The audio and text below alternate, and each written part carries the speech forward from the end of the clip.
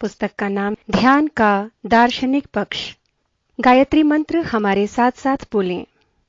ओम भूर्भुवः स्वः तत्सवितुर्वरेण्यं भर्गो देवस्य धीमहि धियो यो नः प्रचोदयात्। साधना स्वर्ण जयंती वर्ष में हम आपको गायत्री उपासना के साथ साथ विशेष रूप से जो शिक्षण देते हैं वह ध्यान का शिक्षण है। उपासनाएं दो हैं, नाम और रूप की उपासनाएं। नाम और रूप के बिना उपासना हो ही नहीं सकती। यह दो यूनिवर्सल उपासनाएं हैं। किसी भी मजहब में चले जाइए, व्यक्ति नाम जरूर ले रहा होगा। मुसलमान तस्बीह पर नाम ले रहा होगा, ईसाई पादरियों को आप माला जपते हुए देखेंगे, आर्य समाजी प्रकाश का ध्यान कर रहे होंगे, अन्य अमुक तरह का ध्यान कर रहे होंगे, नादयोग वाले कान में आने वाली आवाजों का ध्यान कर रहे होंगे। बहरहाल ध्यान जरूर करना पड़ता है। ध्यान के बिना गति किसी की नहीं है। इसीलिए हमने कहा है कि जप के साथ साथ आप ध्यान किया कीजिए। स्थूल ध्यान मूर्ति पूजा के माध्यम से होता है, क्योंकि मनुष्य का मानसिक विकास इतना नहीं हो पाया है कि वह बिना किसी फोटोग्राफ के, बिना किसी मूर्ति के किसी चीज का ध्यान कर सके। लेकिन जब वह विषय पक्का हो जाता है, तब फिर मूर्ति की कोई खास जरूरत नहीं रह जाती। तब हम अपने भीतर बैठे हुए भगवान का साक्षात्कार कर सकते हैं, उसका ध्यान कर सकते हैं। ध्यान का क्या मतलब है? ध्यान का मतलब है कि हमारे जीवन के दो पक्ष हैं। एक पक्ष वह है जो बाहर फैला हुआ पड़ा है। हमारे कानों के सुराख बाहर को हैं और हमारी आंखों के सुराख बाहर को हैं।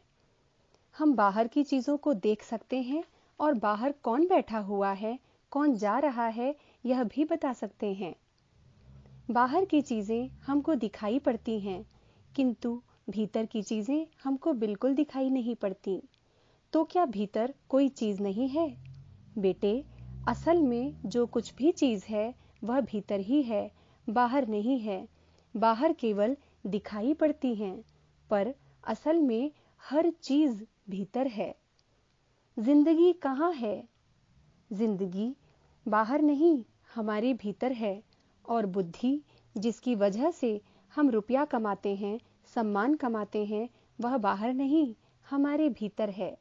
जिसकी वजह से हम हर चीज कमा सकते हैं, भीतर हमें दिखाई नहीं पड़ता और हम कहते हैं कि हे भगवान, यह आपने क्या मखौल कर दिया मनुष्य के साथ कि बाहर की चीजों की जानकारी तो उसे दे दी, पर भीतर की चीजों की नहीं दी।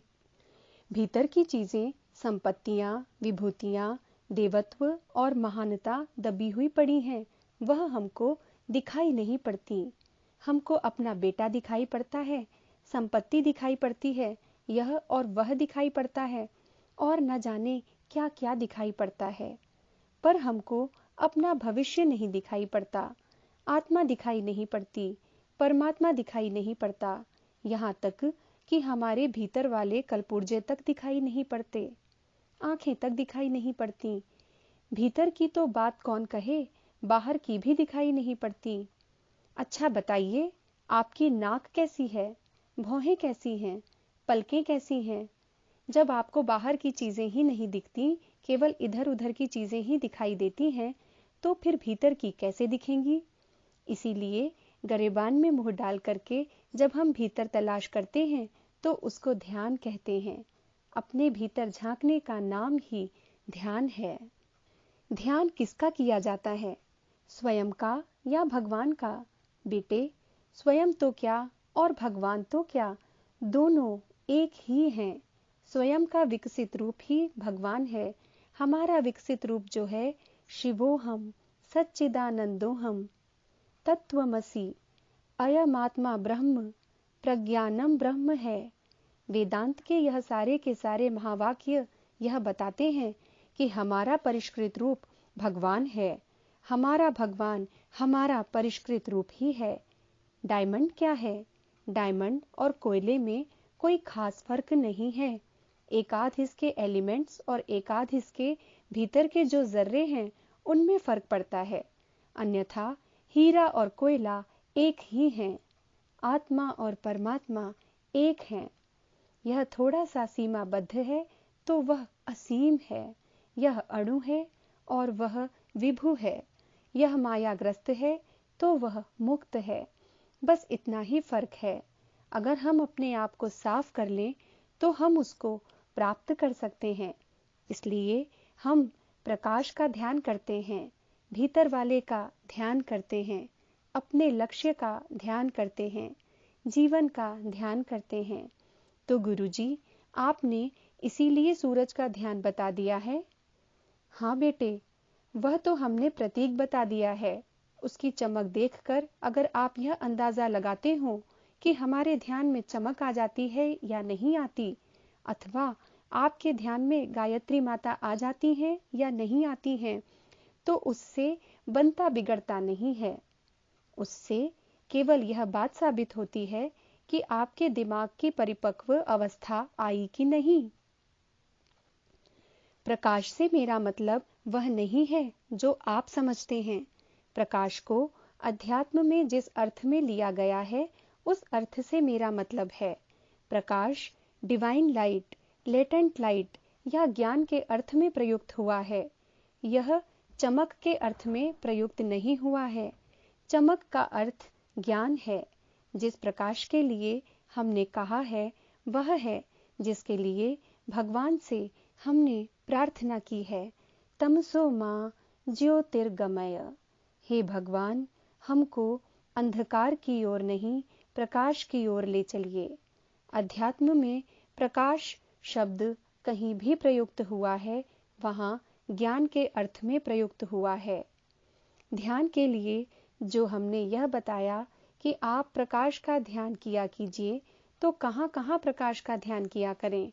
अभी स्वर्ण जयंती साधना वर्ष में हमने आपको 3 जगह ध्यान करने के लिए कहा है। एक, आप मस्तिष्क में ध्यान किया कीजिए। दूसरा, अंतरात्मा में हृदय स्थान पर, और तीसरा, नाभि स्थान पर ध्यान किया कीजिए।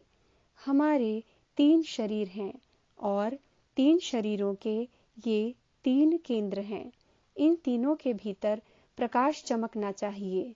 प्रकाश हमारे तीनों शरीरों के भीतर प्रविष्ट होना चाहिए। इसका क्या अर्थ है? इसका अर्थ यह है कि प्रकाश जब हमारी नसों में आए, नाड़ियों में आए, शरीर में आए, तो नाभि में होकर आए। नाभि में से होकर इसलिए कि माता और बच्चे का जो संबंध सूत्र है वह नाभि से जुड़ा होता है। इसलिए स्थूल शरीर का केंद्र नाभि को माना गया है। जिस प्रकार माता के शरीर में से उसका रक्त नाभि से होकर हमारे शरीर में आता है और दोनों का संबंध जुड़ा हुआ है, उसी प्रकार भगवान का प्रकाश नाभि में से होकर हमारे शरीर के भीतर आता है। जब वह प्रकाश आएगा तब आपकी हड्डियां चमकेंगी, रक्त चमकेगा, मांस चमकेगा। चमकने से मेरा मकसद यह है कि तब आपके भीतर कर्मनिष्ठा, स्फूर्ति, साहसिकता, श्रम के प्रति प्यार, कर्मों के प्रति प्यार, कर्तव्य परायणता के प्रति प्यार उभरेगा। यह कर्म योग है। कर्मयोग शरीर का योग है। प्रकाश का ध्यान करने वाला कभी खाली बैठ नहीं सकता। वह सतत सत्कर्मरत ही रहेगा। 3 योग हैं, कर्म योग, ज्ञान योग और भक्ति योग।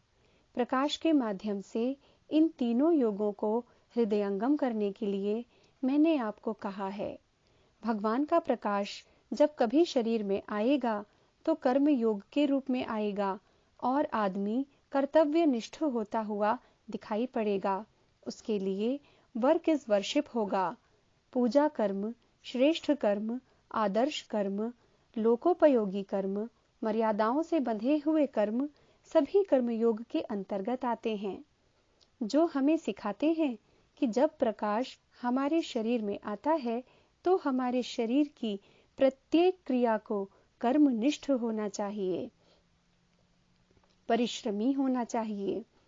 यह बताता है कि आदमी को जो प्रकाश ध्यान करता है उसे हरामखोर और आलसी नहीं होना चाहिए।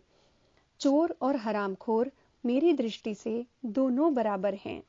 महाराज जी, हमारा बेटा बड़ा हो गया है और खूब कमाता खाता है और हम तो अपनी मौज करते हैं। नहीं बेटे, कामचोर और चोर में तो कामचोर ही बड़ा होता है। मनुष्य के लिए यह सबसे बड़ी गाली है। कामचोर सबसे खराब आदमी है। नहीं गुरुजी, हमको तो पेंशन मिलती है और हम मौज करते हैं। नहीं बेटे, हम तुझे मौज नहीं करने देंगे। जब तक जिंदा हैं, तब तक शरीर से तुझे कर्म करना पड़ेगा। अपने लिए रोटी खाने, पेट भरने को है, दूसरों के लिए तो नहीं है। उसके लिए कर। गुरुजी, हमारे बेटे तो पढ़ गए और हम अब निश्चिंत हो गए। तेरे ही तो पढ़ गए, समाज के बेटे तो नहीं पढ़े। चल, रात को नाइट स्कूल चलाया कर और दूसरों के बच्चों को पढ़ाया कर। इसलिए मित्रों, क्या करना पड़ेगा कि जब वह प्रकाश जो मैंने जप के साथ साथ करने के लिए बताया है, अगर वह आपके भीतर नसों में स्फूर्ति के रूप में आए, तो जब तक आप जिंदा हैं तब तक हम काम करेंगे, कर्मयोगी बनेंगे, मेहनत करेंगे, मशक्कत करेंगे, श्रेष्ठ काम करेंगे, कर्तव्यों का पालन करेंगे। जो हमारे लिए, हमारे समाज के लिए, देश के लिए, धर्म के लिए, सबके लिए कर्तव्यों का बंधन बंधा हुआ है, इसका हम पालन करेंगे। अगर इस तरह की स्फूर्ति और नाड़ी अभ्यास बन जाए, तो मैं समझूंगा कि आप कर्मयोगी हैं और आपने उस प्रकाश के ध्यान को जो मैंने बताया था उसे सीख लिया और उसका मकसद समझ गए।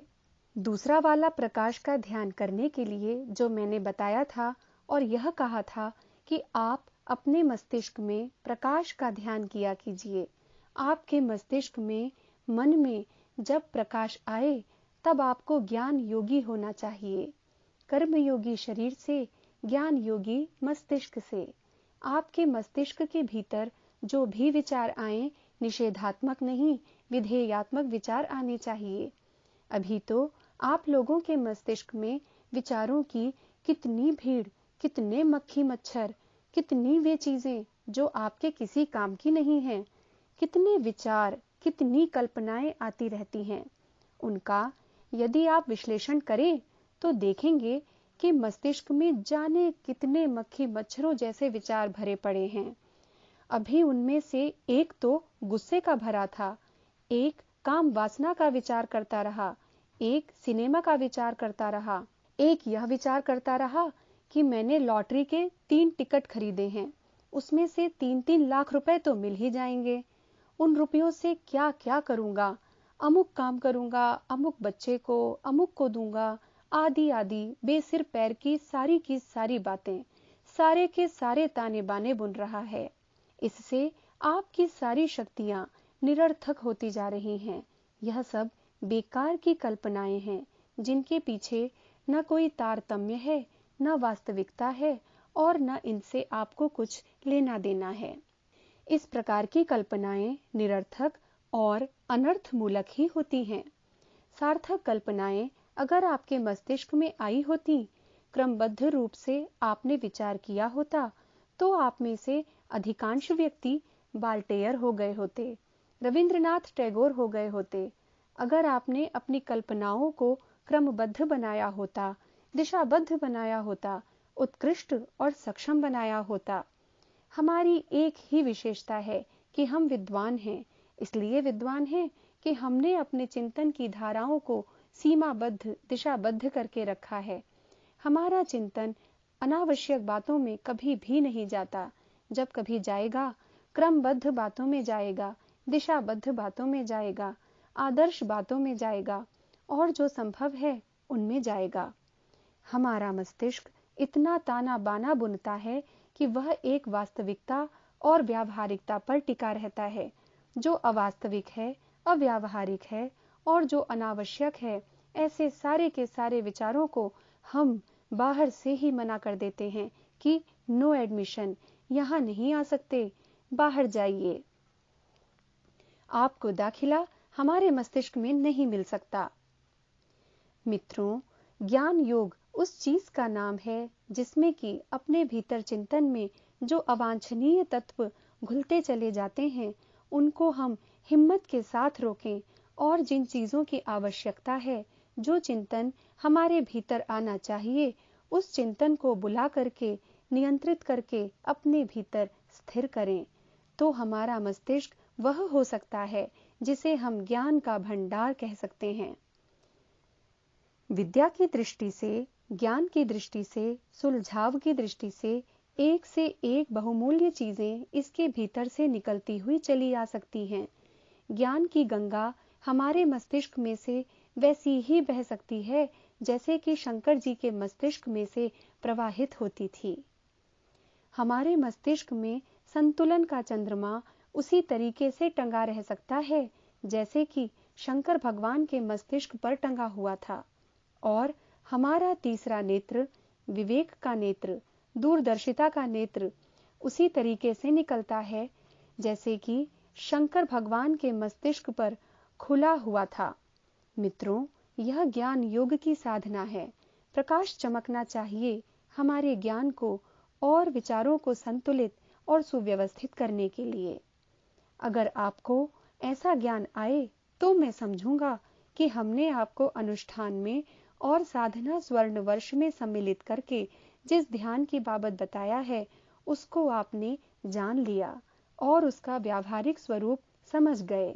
अगर आप उसका व्यावहारिक रूप नहीं जान पाए और कल्पना लोक में ही उड़ते रहे, तो फिर ख्वाब ही देखते रहेंगे, सपने ही देखते रहेंगे।